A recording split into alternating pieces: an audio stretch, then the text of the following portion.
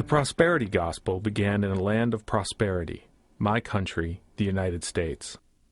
Preachers of the prosperity gospel teach that success and wealth are the marks of faith. This new form of Christianity is flourishing in many parts of the world, especially the continent of Africa. I went to Ghana to see what prosperity could mean in a place less prosperous than my own.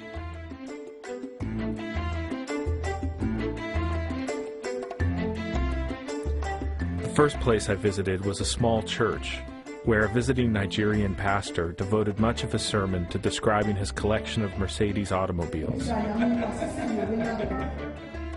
He ended his sermon with a request. So when you come to the house of God and you put money, you are demonstrating how big or small your faith is. Listen to this. The other day we were here, God spoke to me that He has come to bless this land. You are this land. Economically, financially, in every area He has come to bless you.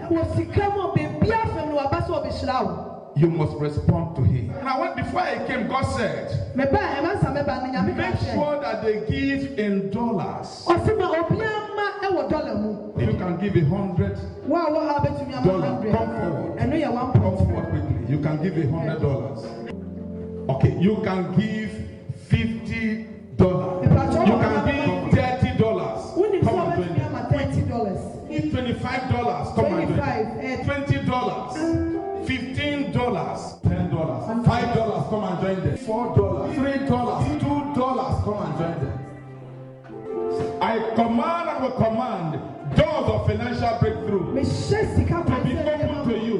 And I rebuke every devourer, every devourer, every devourer.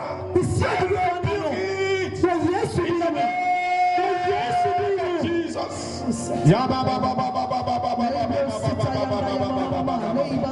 Thank you, mighty God. I bless you forever and ever. In Jesus' mighty name. Amen. Amen. God bless you. God bless you. The response surprised me, not just the financial offering, but the ecstatic worship.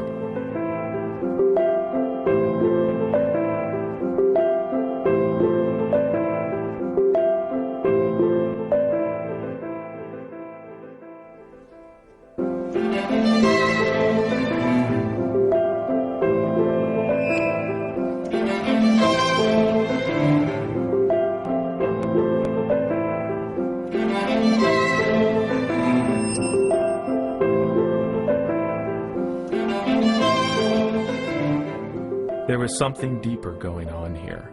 This was not just a simple scheme that promised money for blessings. It connected emotionally and spiritually with people.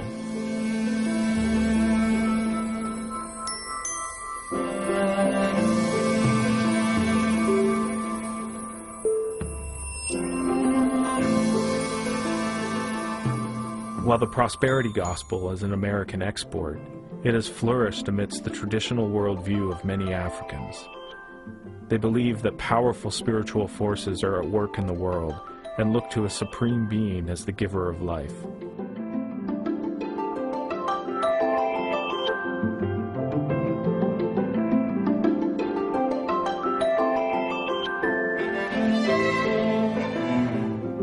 There's a constant struggle to tap into strength from the supernatural in order to survive in a world of a world that is physically and spiritually precarious. Professor Kwabena Asamoah Gyaadu is an expert in African Christianity.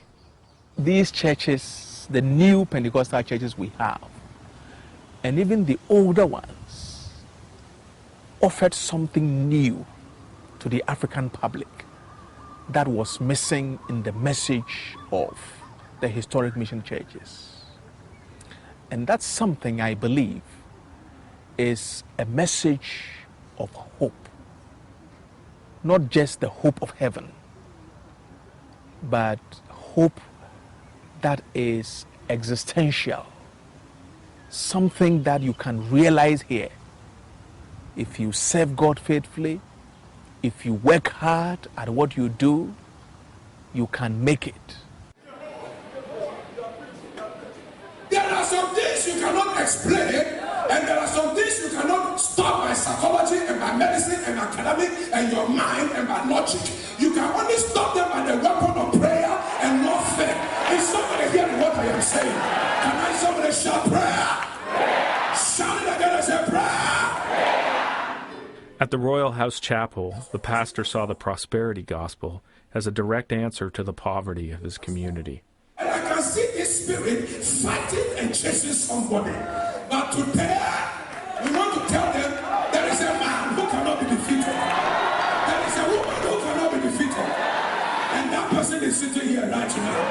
That person is listening to me wherever you are. Clap your hands and shout, I cannot be defeated. Or shout again and say, I cannot be defeated. We were born in poverty. We suffered, we struggled, we almost didn't get food to eat. We struggled for food, we struggled for space, for love. You might have been born into poverty, but you can change the status quo and turn around and leave a legacy of wealth for your children.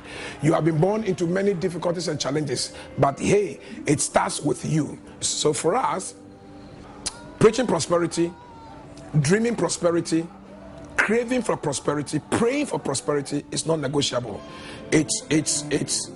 It's a power to break poverty.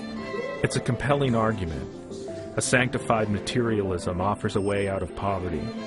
But to my eyes, this church was filled with middle-class Ghanaians with access to all sorts of resources. What about the poor? Does the prosperity gospel work for them?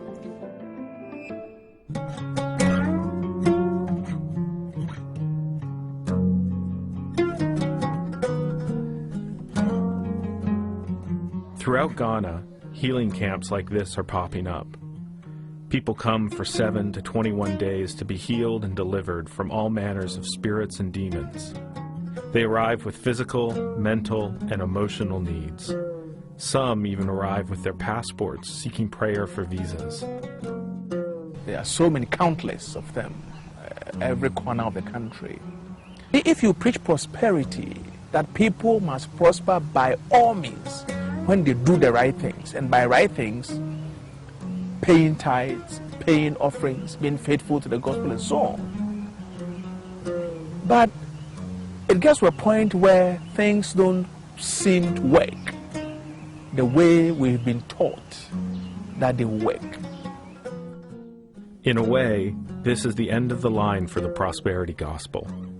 Pilgrims, desperate for God's promised blessings, but incapable of grabbing them for themselves. Perhaps the only real difference between them and me is that for me to be materially blessed, I don't have to turn to God at all.